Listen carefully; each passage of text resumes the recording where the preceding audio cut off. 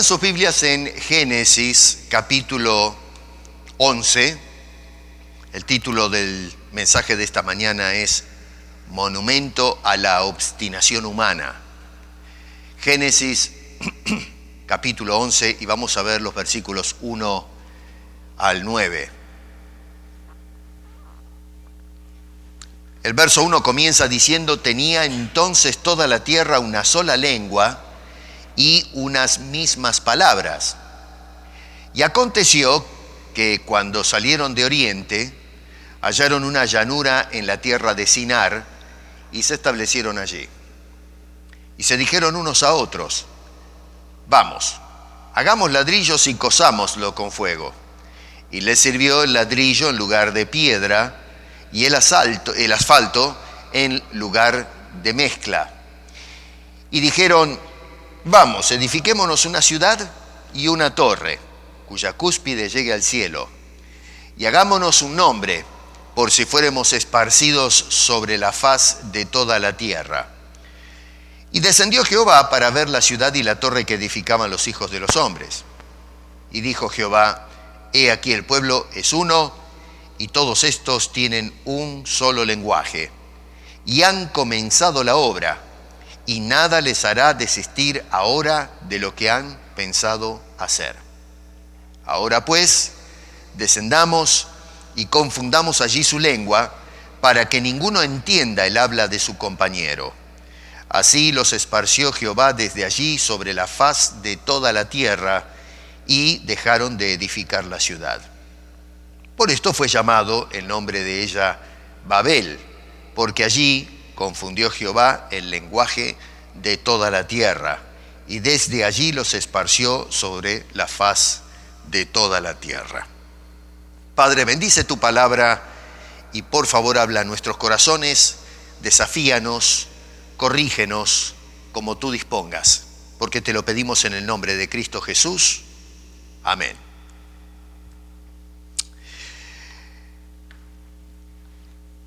Hermanos, cada uno de nosotros, los que estamos acá y los que nos siguen en el canal también, tenemos proyectos. Las personas normalmente, a menos que haya alguien desequilibrado, ¿no? Tenemos proyectos en la vida. Algunos tienen como proyecto una educación académica. Otros tienen el proyecto de embarcarse en la política. Otros quizás comprarse una casa nueva, un auto nuevo. Algunos a lo mejor el proyecto de ir a otro país para mejorar. Muchos de nosotros hemos hecho eso, ¿no es cierto? Proyectos de casarnos, algunos divorciarse, qué sé yo, ¿no? Pero en fin, cada uno de nosotros tenemos algún tipo de proyecto o proyectos en la vida. ¿Cuáles son los tuyos? Se dice que uno de los tres grandes escritores de ciencia ficción fue un tal Isaac Asimov, un escritor y biólogo norteamericano que nació en Rusia, 1920 a 1992, ya falleció el señor. Y este señor dijo estas palabras que me quedaron dando vuelta en la cabeza. Dijo: el mayor bien del hombre es una mente inquieta. El mayor bien del hombre es una mente inquieta. Cabe resaltar que este señor, Asimov, fue un miembro activo de la Asociación Humanista Estadounidense, que por cierto tiene línea con los ateos. Y si bien es cierto que nosotros los cristianos que creemos en Dios estamos asentados en el espectro, digamos, opuesto a lo que creen los ateos, que no creen en Dios, sin embargo, podemos decir que nos podemos poner, yo por lo menos me pongo de acuerdo con la definición que este señor hace, porque en definitiva Dios nos ha dado en el momento de crearnos una mente inquieta, una mente científica, una mente exploradora, una mente que se abre camino para tratar de descubrir, ¿no es cierto?, los misterios de la creación. Tenemos curiosidad, nos diferencia del resto de las criaturas que Dios ha creado en este mundo. Tenemos una mente inquieta. Ahora, una frase que llama poderosamente la atención, pero sin embargo, si bien es cierto que es un gran bien, ¿no es cierto?, esto de la mente inquieta, también tenemos que tener en cuenta hacia dónde nos dirige esa mente. Porque podemos tener mentes inquietas, pero ¿hacia dónde? ¿A dónde nos lleva esa mente? Una frase lamentable en esta escena que tenemos acá, yo pienso, de locura social colectiva, en este relato bíblico, la encontramos ahí en el versículo 6, cuando Dios dice de esta gente: han comenzado la obra, no mi obra, tomen nota de eso, dice la obra. Una cosa distinta si hubiese dicho mi obra, pero en este caso no cuenta Dios para nada, y dice: han comenzado la obra y nada les hará desistir ahora de lo que han pensado hacer. Miren ustedes cómo está indicando que esta gente se les metió algo en la cabeza y nada les va a hacer cambiar del curso que acaban de tomar. La palabra pensar es muy interesante acá en el original. La palabra es zamam, que hace referencia a una planificación de personas que se sentaron a ponerse de acuerdo para ver cómo llevamos adelante un gran proyecto. Esa es la idea detrás de ese término. Era gente que estaba determinada completamente a lograr un gol, un objetivo. Estudiaron qué van a llevar a cabo y cómo lo harán, y nada, absolutamente nada, les haría cambiar de idea. Estaban clavados en ese asunto. Lo que Dios en un sentido está dejando resaltar es, en esa declaración que hace en el versículo 6 del capítulo 11, es la determinación, la audacia y la obstinación que tenía esta gente, esta sociedad entera. A eso apunta eso que está diciendo el Señor en este pasaje bíblico. Así que, si bien es cierto que una mente inquieta es un bien mayor, tenemos que tener presente entonces hacia dónde nos está dirigiendo esa inquietud. ¿Cómo estamos usando nosotros ese bien mayor de Dios por creación? Porque puede ser que la mente esa nos acerque a Dios, pero puede ser también que esa inquietud nos esté alejando de Dios. Y en ese último caso, francamente, nos estamos metiendo en serios, pero gravísimos problemas. Y pienso yo que no solamente lo vemos en esta historia, sino a través de todas las historias de la Biblia. Inclusive nosotros lo vemos en una forma pragmática en nuestro diario vivir, en el mundo y la sociedad en la que estamos viviendo. Mucha gente piensa que debido a la confusión que hubo de lenguas y la dispersión de toda esta gente, la Torre de Babel fue un proyecto inconcluso, que separó completamente la obra. Dios le puso freno y dijo: esto se terminó, y entonces la gente agarró para cualquier lado, y entonces la obra nunca llegó a concretarse. Bueno, esto es un error. La Torre de Babel se construyó, el proyecto no paró. Lo que sucedió es que la gente que ya no se podía comunicar con los otros, partieron de ese lugar, hicieron sus propios vínculos sociales, sus clanes, e inmigraron a otras regiones. Los que quedaron le dieron para adelante. Y a mí hay algo que hace tiempo, hace unos años que vengo estudiando todo este fenómeno de las migraciones de gente, de pueblos, por todo el mundo. ¿Y qué relación tienen todas esas migraciones con este pasaje del capítulo 11 del Génesis? Y algo que hace tiempo que vengo observando, y es que, no solamente lo descubrí yo, vamos a ser francos, la pala del arqueólogo y los antropólogos estudian este fenómeno, que encontramos en diferentes civilizaciones a través de la historia y en diferentes puntos del mundo, esta manera de construir estructuras piramidales, escalonadas. Lo tenemos en nuestro propio continente, acá en las culturas precolombinas, en todo lo que es la Mesoamérica. Yo estuve viendo algunas de las ruinas en México y es algo extraordinario, esas pirámides que han construido aquellas civilizaciones. Pero resulta que encontramos ese mismo patrón arquitectónico en diferentes puntos del planeta.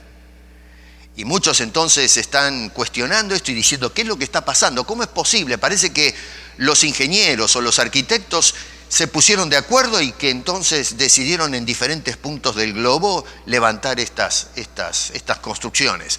Algunos locos se van diciendo de que esto fue el plano que le dieron los extraterrestres y entonces son puntos de contacto. Hay una serie de historias bien raras, ¿no es cierto? Mi teoría es que estas personas, una vez que sus lenguas, ojo, esto no lo estoy diciendo que es bíblico, esta es mi opinión personal o mi estimación, estas personas, una vez que fueron sus lenguas confundidas e emigraron a diferentes puntos del globo, se llevaron a la mente el proyecto. No entendieron lo que hacían acá, lo que siguieron haciendo estas personas, pero entonces pusieron en práctica lo que se habían determinado. Nada los haría desistir de esta gran obra, de este monumento a los logros humanos. Hay numerosas culturas que entre sus escritos hay leyendas que son muy semejantes al relato del Génesis en el capítulo 11. Encontramos en la cultura griega relatos que tienen relación con esto que se discute acá. Incluso en las tradiciones sumerias, en los países, en algunas tribus del África Oriental, el mismo Alejandro en el siglo IV antes de Jesucristo dice que vio la torre esta de Babel. Es más, uno de los proyectos, según nos dicen los documentos, era tirar abajo esa torre porque estaba en estado bastante deteriorado y quería construir una nueva. Así que, a ver, las evidencias no apuntan a un mito o a una fantasía, sino a un hecho real, una construcción que se llevó a cabo y tenemos testimonios que la obra llegó a su fin, que se había construido, no se quedó a mitad de camino. Ahora, acá tenemos que tener presente algo que se ha pasado a menudo por alto, y es el tema de la torre y no el tema de la ciudad.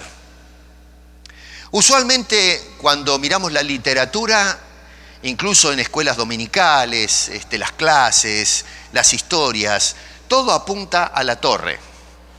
Prácticamente todo el mundo predica acerca de la torre, se habla de la torre, se enseña acerca, los chicos, en fin, en las iglesias aprenden desde temprano, ¿no es cierto?, a mirar y a recordar en su psiquis la torre de Babel. Pero sin embargo, acá no se habla de la torre de Babel, acá se habla de la ciudad. Y la torre está contenida dentro de la ciudad. Perdimos de foco completamente en la exégesis la ciudad para mirar la torre nada más. Que en un sentido se comprende porque ese era el objetivo de esta gente al construir la torre, que llame la atención a la ciudad, no solamente la torre. La torre era el monumento que llamaba la atención a los que venían de lejos. Pero el asunto acá es la ciudad. Y miren una cosa, miren, síganme con sus Biblias. Noten que en el versículo 4 dice, edifiquémonos una ciudad y una torre. Nosotros la ciudad la pasamos de largo y no la vemos ni por casualidad. Nuestra atención es siempre la torre, pero la Escritura hace énfasis en la ciudad y la torre. La torre estaba dentro. En el verso 5, cuando Dios descendió para ver qué es lo que estaba haciendo esta gente, dice que descendió para ver la ciudad y la torre que ellos construían. ¿Me siguen? Y cuando vamos, miren qué interesante, al verso 8, noten que se enfatiza la ciudad y ya no se menciona la torre. ¿Lo ven? Tienen que seguirme con las Biblias, si no lo pierden. Habla de la ciudad y la torre no aparece para nada. 3 por 2. 3 veces se menciona la ciudad, solamente 2 veces se menciona la famosa torre llamada de Babel. Babel se le puso después, esta gente no le puso el nombre de Babel, sino que después le pusieron en una forma, pienso yo si tal vez en una forma un poco burlona, Babel, debido a la confusión de lenguas, por eso se la bautizó con ese nombre. Así que lo que tenemos acá es un proyecto mancomunado.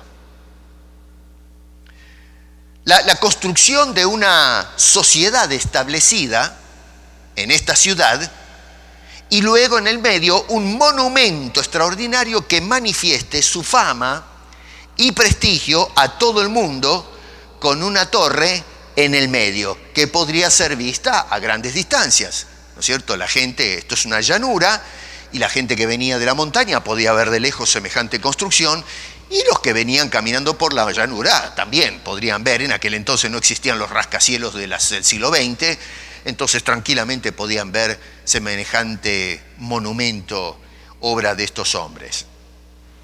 Entonces, la torre, en definitiva, es el monumento visible, podríamos decir, a todo emprendimiento humano. Construir una sociedad, construir una ciudad donde los hombres no se detendrían para nada en construir lo que dice el verso 6, lo que han pensado hacer, una sociedad rebelde a los propósitos de Dios. Esa obra nunca se detuvo. Comenzó en la sociedad postdiluviana. Y lo que los hombres se propusieron en ese momento, eso es lo que vemos a través de la historia. El hombre continúa construyendo ese experimento social.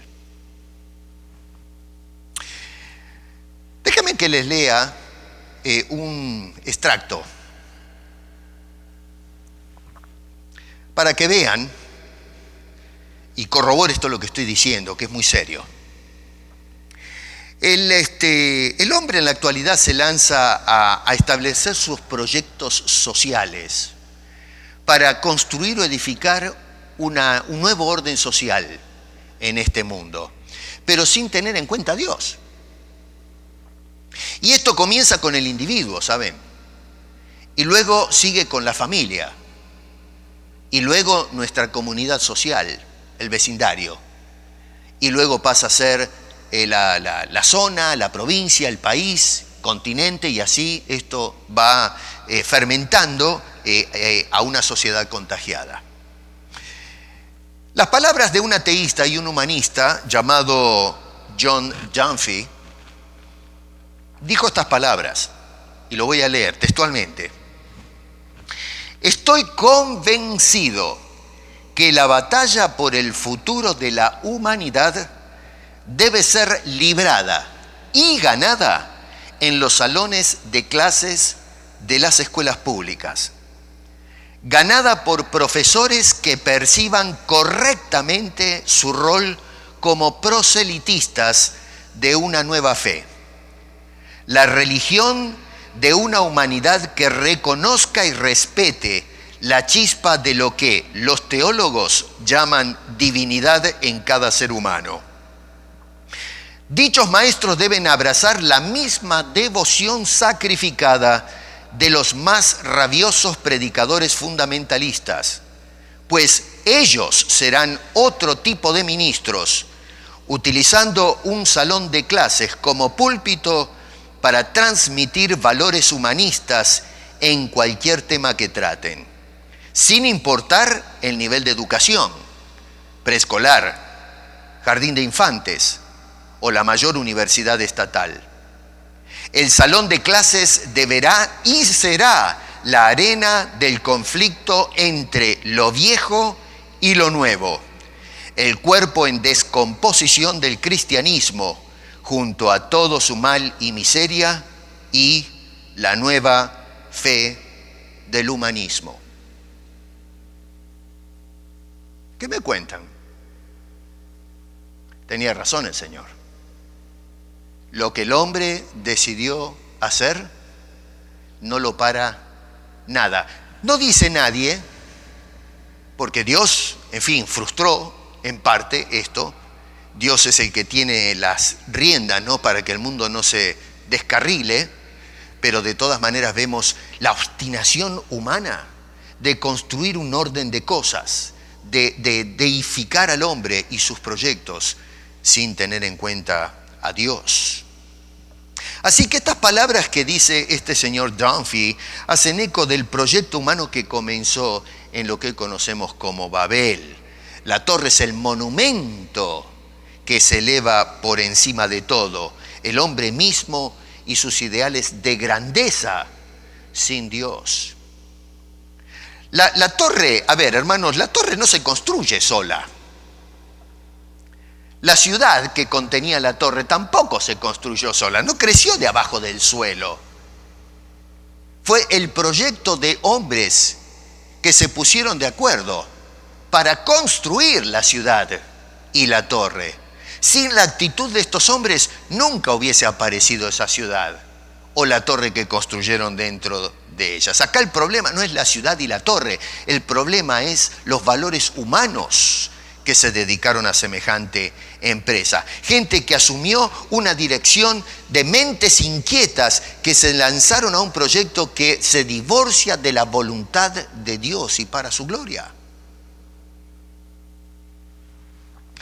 Y a pesar de que en aquel entonces fueron todos esparcidos y el proyecto nunca se detuvo, al contrario, sigue en pie. Cada grupo que partió de ese lugar, yo creo que se llevó su proyecto en mente.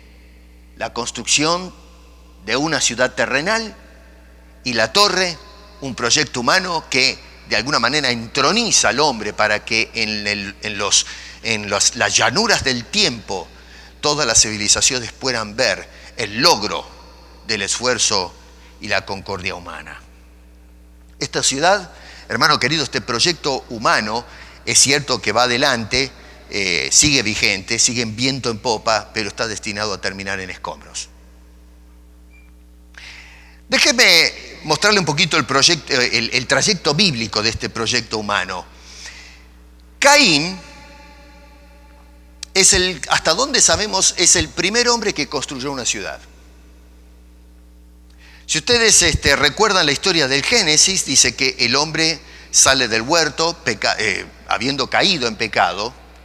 Y cuando vamos al capítulo 4, verso 17, nos dice que Caín, después que mató a su hermano y salió, ¿no es cierto?, de la presencia de la familia, casi corriendo, ¿no? Dice que conoció Caín a su mujer, la cual concibió y dio a luz a Enoc.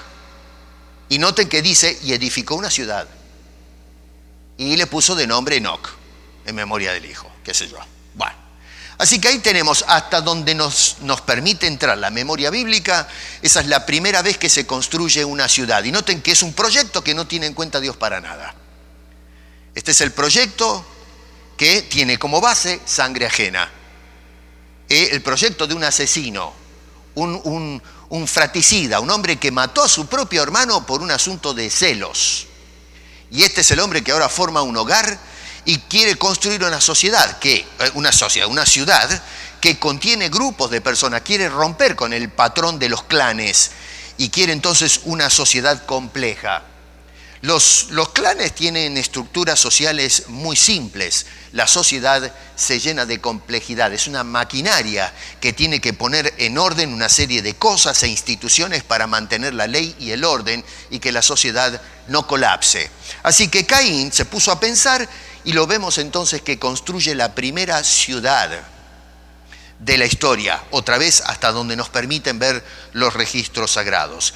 El problema con este proyecto social es que los que están envueltos, Caín y todos los demás, están afectados por causa de la caída. Es decir, ¿qué tipo de hombre es el que está construyendo esta primera ciudad? Bueno, es un hombre con pecado. Un hombre que por más que se lanza a un proyecto social, a un experimento para formar una sociedad, es un proyecto que ya de arranque está lanzado al fracaso. Noten ustedes el resultado de este proyecto en el capítulo 6, versículo 1, donde dice: aconteció que cuando comenzaron los hombres a multiplicarse sobre la faz de la tierra y les nacieron hijas, hubo una situación que se menciona ahí, que se juntaron con los hijos de Dios, y observa el resultado de todo esto, de este experimento. Verso 5 dice: y vio Jehová que la maldad de los hombres era mucha en la tierra. y que todo designio de los pensamientos del corazón de ellos era de continuo solamente al mal. Sí, ellos también tenían una mente inquieta, que se las dio Dios por creación. Pero ¿a dónde apuntaba esa mente inquieta? Construyeron la primera ciudad y cuando se fue llenando esa ciudad o creciendo esa sociedad, lo que dio como resultado es una generación de degenerados, de gente maldita, a tal punto que no había un solo acto de rectitud, era todo violencia, corrupción, se mataban unos a otros. Y entonces Dios decide poner fin. Dice, se arrepintió Jehová de haber hecho hombre en la tierra y le dolió en su corazón y dijo Jehová, raeré de sobre la faz de la tierra a los hombres que he creado, donde desde el hombre hasta la bestia, reptil, aves del cielo. Dice, no quiere saber más nada con esto. Pero eso sí, Noé halló gracia, dice, ante los ojos de Jehová. En el verso 9 dice, Noé, varón justo, era perfecto en sus generaciones. Déjeme hacer un paréntesis acá, porque se puede llegar a pensar erróneamente que Dios salvó a Noé porque este hombre era tan bueno, ¿no es cierto?, que merecía salvarse. Es decir, en un sentido Noé se ganó la salvación. ¿Por qué? Porque dice Dios que era justo. No, Dios no lo salvó porque era justo. Nos dice la Biblia que Dios lo salvó por gracia. Eso es lo que dice en el versículo 8. No dice que lo salvó por justo. Dice, halló gracia, no juicio de ser justo. Cuando dice que era hombre justo, lo está comparando con el resto de los degenerados de la sociedad prediluviana. Y entonces este hombre caminaba de una manera distinta. Podríamos decir aquí que caminaba con Dios este señor, pero eso no quiere decir de que este señor era un santo, porque si hubiese sido así, de su generación, cuando sale del arca después del diluvio, hubiese salido una sociedad de hombres justos, perfectos. Pero el mismo Noé, cuando salió del arca, se pegó una borrachera e hizo un papelón delante de los hijos que es vergonzoso. Y luego la generación que salió de los lomos de este Noé y de sus hijos fue otro verdadero desastre. De ahí venimos todos nosotros.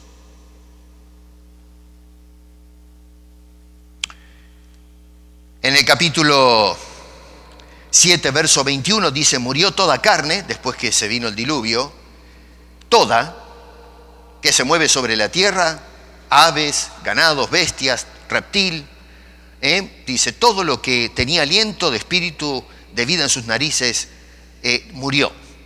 Así fue destruido todo ser que vivía sobre la faz de la tierra, desde el hombre hasta las bestias, reptiles, aves, etc. Capítulo 9, verso 1. El único que Dios salvó por gracia, Noé y su familia, salen del arca. Y entonces, por ejemplo, en el capítulo 8, verso 15, dice, entonces habló Dios a Noé diciendo, me tienen que seguir para que vean a dónde voy con esto. Dice, sal del arca, tú y tu mujer y tus hijos y las mujeres de tus hijos contigo. Capítulo 9, verso 1, bendijo Dios, es importante el verso 17. Dice, todos los animales que están contigo, de toda carne, de aves y de bestias y de todo reptil que se arrastra sobre la tierra, sacarás contigo y vayan por la tierra y fructifiquen y multiplíquense sobre la tierra. Tomen nota de eso. El mandato de Dios acá. Capítulo 9, verso 1 dice, bendijo Dios a Noé y a sus hijos y les dijo, otra vez, fructificad y multiplicaos y llenad la tierra. Capítulo 10, verso 1, estas son las generaciones de los hijos de Noé. Y entonces ahora viene la generación postdiluviana construyendo la segunda ciudad, que está en el capítulo 11, versículos 1 al 9. ¿Vamos bien? Repaso. La generación prediluviana, Caín construyó la primera ciudad.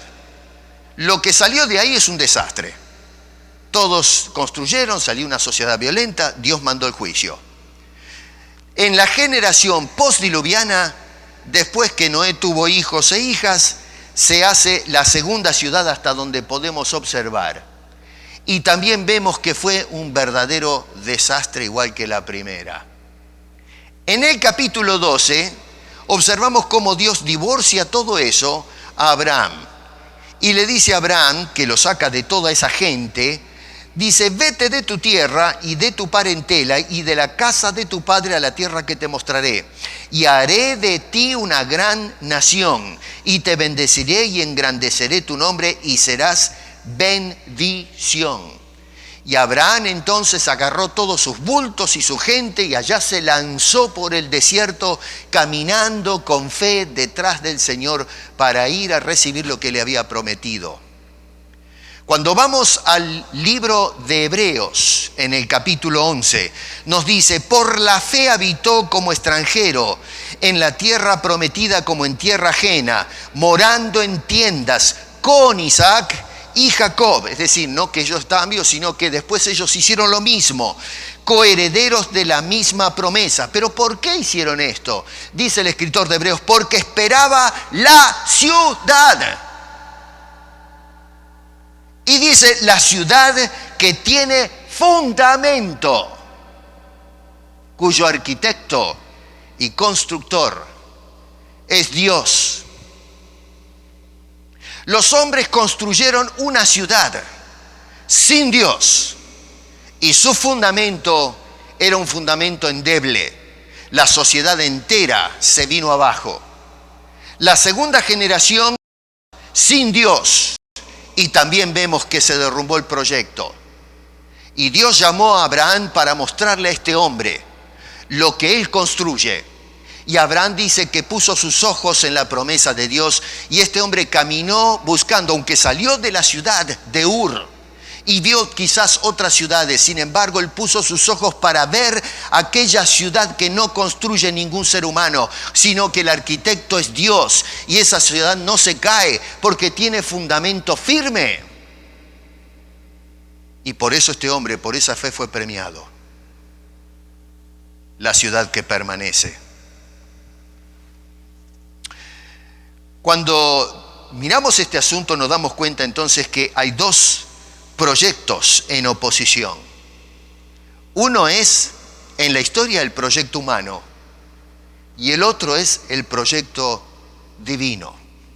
Una ciudad de hombres y luego la ciudad que Dios construye. No es malo construir una ciudad, no interpretemos más las cosas, o construir o establecer una sociedad dada, pero las bases, la intención o propósito es de suma importancia. El apóstol Pedro escribía la segunda carta y decía estas palabras que son tremendas. El día del Señor vendrá como ladrón en la noche, en el cual los cielos pasarán con gran estruendo y los elementos ardiendo serán deshechos y la tierra y las obras que en ella hay serán quemadas. En primer juicio universal, las obras fueron destruidas por aquel diluvio y ahora nos dice que vendrá otro juicio en el cual todas las obras, como sucedió en aquel caso, serán también destruidas, no quedará absolutamente nada. El libro de Apocalipsis en el capítulo 16, verso 19 dice, y la gran ciudad fue dividida en tres partes y las ciudades de las naciones cayeron. Y la gran Babilonia vino a memoria delante de Dios para darle el cáliz del vino del ardor de su ira, a saber, la ira de Dios. Dios dijo en Génesis capítulo 11, verso 6, han comenzado la obra y nada les hará desistir ahora de lo que han pensado hacer. Pero esa obra sin Dios en el medio está destituida a ser pura ruina. Y esa es la verdad. Ahora, ¿qué tiene de malo construir una ciudad? ¿Qué tiene de malo tener un proyecto de esa envergadura? Después de todo, Israel construyó una ciudad. Jerusalén era la ciudad de Dios, la Sión en medio del pueblo. Así que, ¿cuál es el problema? Si el problema acá no está en la construcción de una ciudad y una torre en medio de ella, sino ir en contra de lo establecido por Dios. Ese es el problema, el meollo del asunto.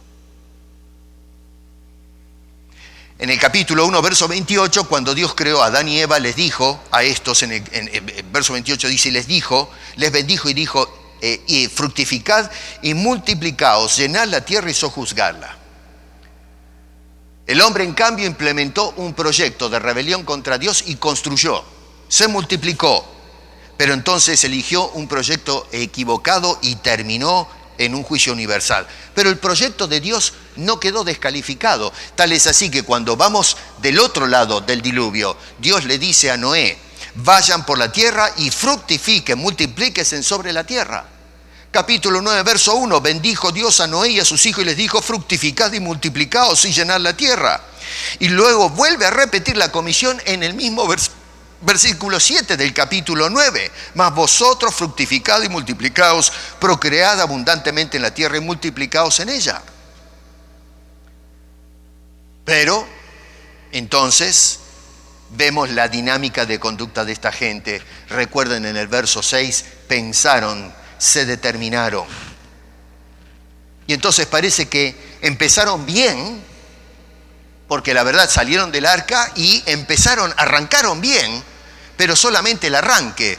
Después, cuando empezaron a caminar, empezó a descompaginarse el asunto. En algún momento cambiaron de dirección, cambiaron de rumbo, pusieron sus ojos en otras cosas. Y lo vemos por la dinámica de los versículos 2 y 3. Noten, dice el uso de los verbos. Salieron, o sea que ahí vamos bien. Luego hallaron una llanura. 3, se establecieron. 4, se dijeron. Con todo eso le están pintando a ustedes lo que está pasando acá. 4 cosas. 1, discutieron ideas. Verso 2, se dijeron unos a otros. Segundo, consideraron un proyecto. Porque dice el verso 3, edifiquémonos una ciudad y una torre que llegue al cielo y hagámonos un nombre. Paso 3, se pusieron de acuerdo. Verso 2 y verso 3 arrancan diciendo: vamos, todos juntos, vamos del brazo. Y el cuarto punto es: se pusieron manos a la obra. Dice allí, hagamos, verso 2, ladrillo y asfalto.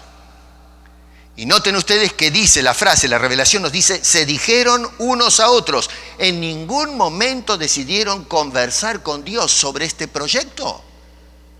No tuvo ningún lugar la opinión de Dios, la voluntad de Dios, el proyecto de Dios. Y ahí está el problema con esta gente, que se lanzaron a un proyecto de mentes inquietas, que son un don de Dios, para hacer todo lo contrario a lo que Dios les estaba diciendo. Es un bien mayor la mente inquieta, pero es un bien peor cuando esa mente es utilizada para ir en contra de la voluntad de Dios, cuando es una mente independiente, una mente que no considera al Señor, una mente autónoma que se divorcia de Dios.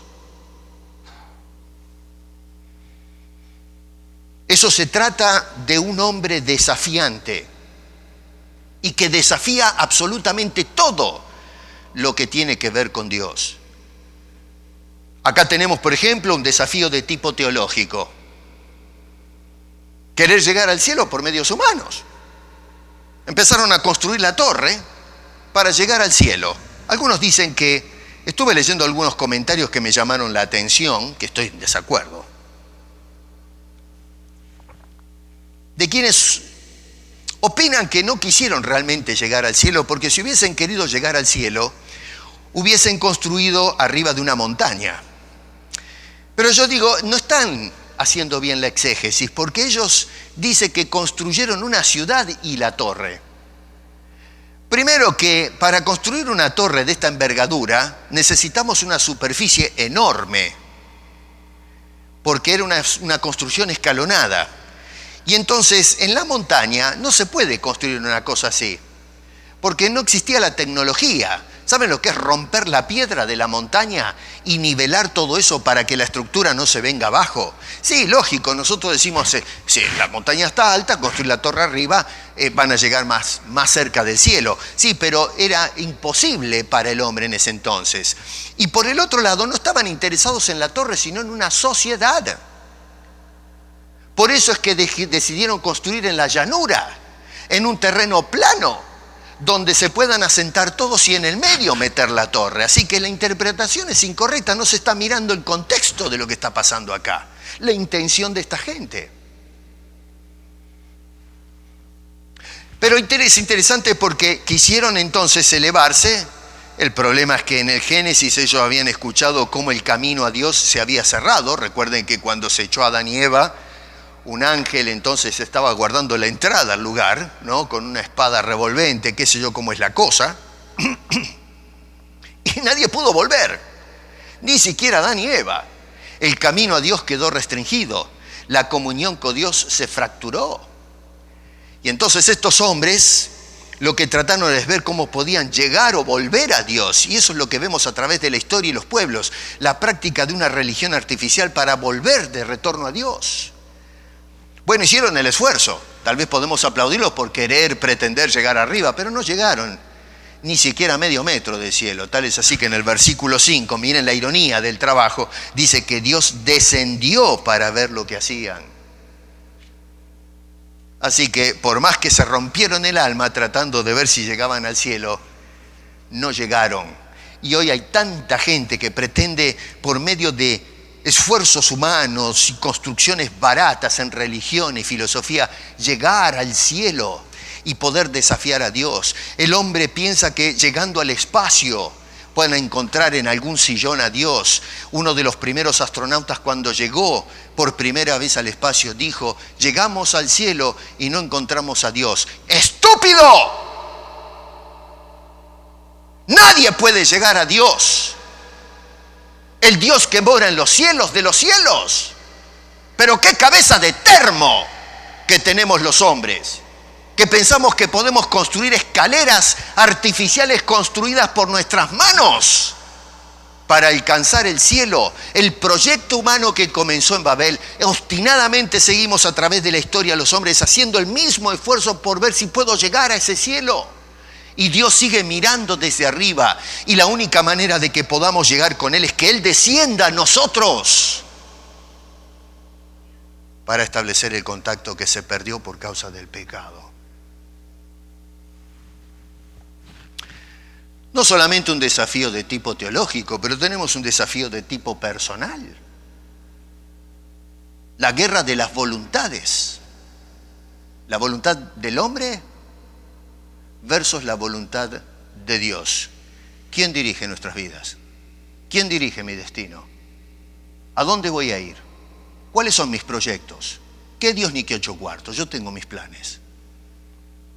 Y luego un desafío de tipo histórico. Porque en definitiva el hombre pretende redescribir su propia historia, su propio destino, es decir, la memoria colectiva. Estos construían este monumento para que luego la gente hable de la reputación de aquellos constructores, que hagámonos un nombre para que la sociedad y la historia nos recuerde. Acuérdense en que el señor Hitler se quiso hacer un nombre al construir una máquina de guerra y destrucción. Babel se alza para que todos perciban el logro humano. Hombres que se ponen de acuerdo con mentes inquietas, que es el bien mayor que nos ha dado Dios. Una mente inquieta idea proyectos, se hace planes, escoge metas. No tiene nada de malo tener proyectos, pero si hay algo que aprendemos de este incidente, hermano querido, es cada proyecto que nosotros ideemos debe considerar a Dios para garantizar su éxito. De lo contrario, puede ser que dure como duró la ciudad de Babilonia, duró la ciudad de los hombres que todavía sigue en pies, pero nos dice la Biblia que todas esas obras se van a venir abajo, serán consumidas. Tal vez en tu vida tienes proyectos. Incluye a Dios en tus proyectos. No tiene nada de malo. Dios te dio una mente inquieta para estudiar, trabajar, comprarte una casa, lo que sea, casarte, formar un hogar, tener hijos. Muy bien, te felicito, te elogio por eso. Pero mete a Dios en la ecuación, mete a Dios en tus proyectos. Porque te arriesgas a fracasar como sucedió con el proyecto en aquel entonces. Número 2, cada proyecto debe buscar la gloria exclusivamente, la gloria de Dios y no la gloria de los hombres.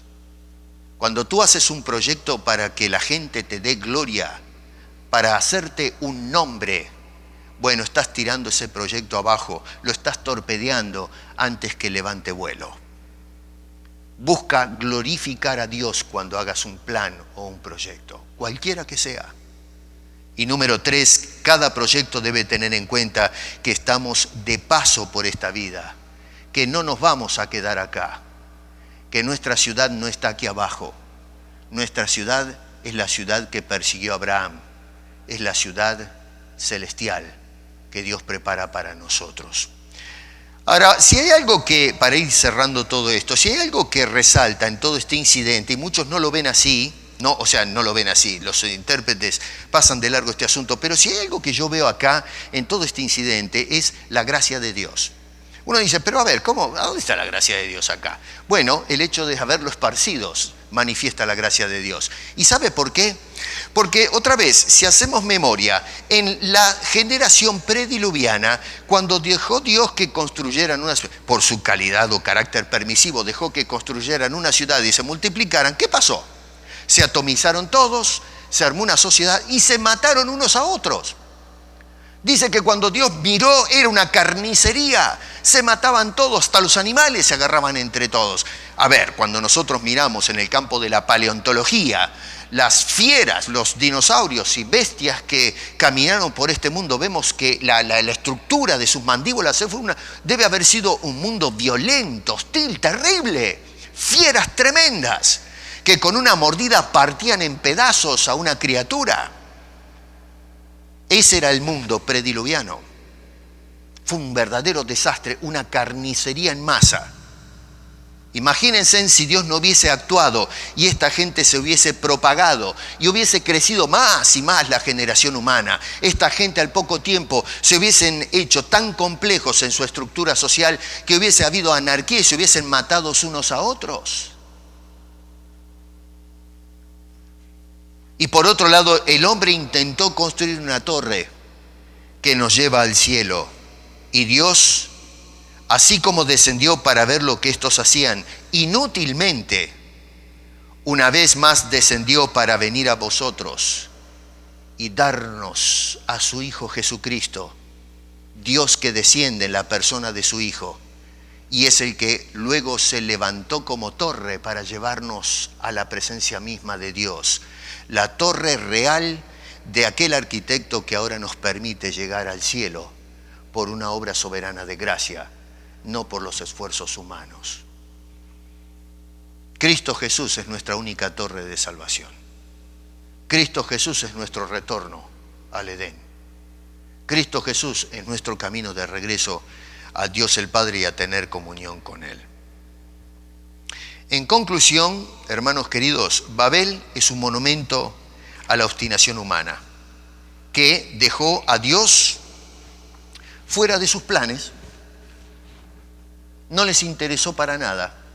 Bueno, en cada proyecto que tú hagas, no caigas en el mismo error. Ten en cuenta a Dios, porque de eso depende, primero que todo, tu salvación y vida eterna. Segundo, tu presencia en la ciudad celestial. Y tercero, el éxito en tu peregrinar por esta vida. Considéralo. Padre, te damos gracias por esta historia, esta brillante historia que nos habla de la obstinación humana de querer lanzarse a proyectos, de utilizar este bien mayor que es la inquietud de nuestras mentes para, en lugar de ser inquieta por las cosas de Dios, más bien es inquieta para divorciarse de Dios. Y lo que vemos hoy en la sociedad y los proyectos que los hombres están planteando, esto hace eco de aquello que comenzó en aquel lugar cuando tú dijiste: nada detendrá a los hombres de lo que se han propuesto hacer. Y hoy estamos viendo las evidencias de que tú tenías razón. Tú siempre tienes razón. Señor, ayúdanos. Permite que a través de Jesucristo podamos entonces llegar a tu bendita presencia. Y mientras vamos de camino por esta vida, tengamos los ojos en aquella ciudad cuyo fundamento es Dios, el verdadero arquitecto e ingeniero de esa gran obra. Porque te lo pedimos en el nombre de Cristo Jesús. Amén.